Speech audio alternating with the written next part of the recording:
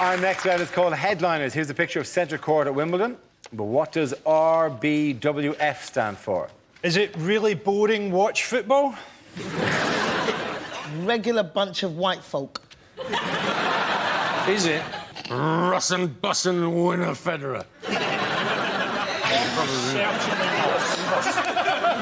Bussin' winner Federer. What's that then? What is that? Is that like I think that's from Scooby-Doo. As Captain Caveman commentating on... Is it replace balls with fruit? All right, let's move towards the correct answer if we can, really please. both Williams's fellas? Is it simply rich bastards watch final? There was a touch of that, all right, yeah. Excellent. More tenor to the people. For those, is it record-breaking Wimbledon final? It is record-breaking Wimbledon final. Thank you very much.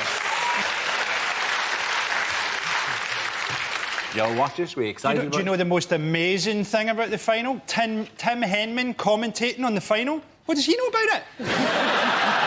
To be honest, none of us were interested. As soon as Murray got knocked out, we weren't bothered. And it was hilarious how fickle we were. We were like, come on, Andy, do it for Britain. Game, set, match, Roddick, you Scottish bastard! Straight away.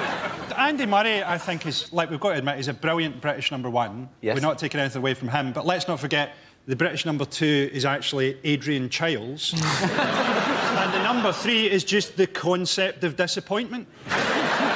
For many years, there wasn't a British number one. It just started at two. Did you see the other British guys that got knocked out in the first round? Some of those guys turned up with snooker cues. I mean, you're right, Frankie, because I, in fact, had 2 weeks at the David Lloyd Tennis Centre, and I'm now Britain's number 6. It's not just Britain that's bad, though. What happened to the lesbians? They used to dominate Wimbledon. Where are they now? Yeah. Well, I really miss that smell of pipe smoke in the ladies' locker room. What I like about Andy Murray, right, is he's like beyond Scottish. He's like almost translucent. He's like a living porridge. Sometimes the sun would strike him in a certain way and he'd cast a rainbow against the scoreboards. No wonder people couldn't beat him. They couldn't see him. It must have been like playing Predator or something. If you watch Wimbledon, I loved it. It was really great because the cameramen this year were proper perverts. Yeah. Every time a point was played, they're like, right, let's have a look. She will do. Did you see? There was one clip where this girl with massive tatty bojangles was literally jumping up and down. Yeah, I saw that in slow motion, going. And McEnroe actually said, "God damn!" Yeah. And it was literally the highlight. I not to be honest, Mike, I watched that in high def, and in 1080, that was phenomenal. They always cut to the beautiful wife or girlfriend in the box. They always do that.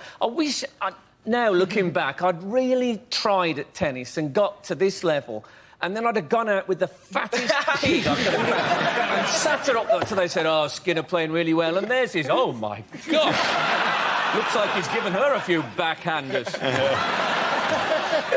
We've been able to see her batty bojangles, or what are they called? What's tatty bojangles? But the thing is, the best thing about... You don't use that during love play, I hope. I'm talking about my girlfriend. It sounds like an imaginary friend a child would have who behaves inappropriately. Oh, dear, Mr. Tatty Bojangles is here again. I'll never be able to get to sleep tonight. Who spilled the milk on the floor? Tatty Bojangles. Anyways, the other great thing about the cameramen is some of the replays were outstanding because for some reason Wimbledon seemed to employ the oldest ladies they could to be line judges. So these poor women haven't got a chance of getting the way out of these 137 miles per hour serves. There was one old woman, you could literally see it just go whack and smack her in the face, and they replayed it. Just see this poor lady go... and all the... Get work, love. Well, I've got Spalding on my face, so no! I love the screaming, you know, the screaming and the grunting. Actually, the neighbours asked me to keep it down. In the final, they cut to a shot of Woody Allen and Soon G sitting in the crowd. And I was trying to read his lips, and it looked like he was saying, no, don't buy an ice cream. That just makes me look like a... Don't buy an ice cream. And will you stop calling me Dad? Everybody was interested in when the roof closed, and I thought, that's not the exciting bit. The exciting bit is when the roof opens and the umpire's chair goes back and Thunderbird 1 takes off. Well, that was the thing, wasn't it? They said the roof would stop moments like Cliff Richard singing because it was raining. You think, that's a lot of expense to go to. to stop Cliff Richard singing, you can get a gun in Brixton for 60 quid.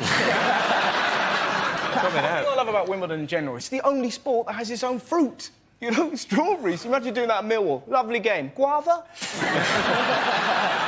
What is the grunting about? I'd like to see them doing it in, like, the snooker or something. Yeah.